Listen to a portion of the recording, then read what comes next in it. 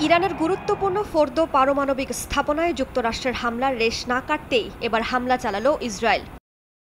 স্থানীয় সময় সোমবার ইরানের কোম প্রদেশে অবস্থিত এই পারমাণবিক স্থাপনায় হামলা চালায় নেতানিয়াহু বাহিনী। তেহরান, তেল আবিব উভয়ের পক্ষ থেকেই এ তথ্য জানানো হয়। হামলায় কোনো ক্ষয়ক্ষতি হয়েছে কিনা তা এখনও জানা যায়নি, তবে আতঙ্কিত হওয়ার কিছু নেই বলে জানিয়েছে কোম প্রদেশের মুখপাত্র।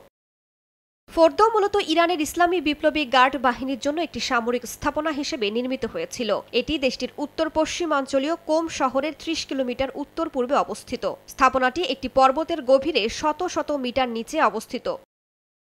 এর আগে শনিবার ইরানের ৩টি পারমাণবিক স্থাপনা ফোর্দো, নাতানস ও ইস্পাহানে বোমা হামলা চালায় মার্কিন যুদ্ধ বিমান। যুক্তরাষ্ট্রের B-2 বোমারু বিমানগুলো টানা প্রায় ৩৭ ঘণ্টা উড়ে ইরানে হামলা চালায়। মার্কিন বিমান বাহিনী এই প্রথম কোনো যুদ্ধক্ষেত্রে ৩০,০০০ পাউন্ড ওজনের বাংকার বিধ্বংসী বোমা GBU-57 ব্যবহার করল। রাইসা জান্নাত, সময় সংবাদ।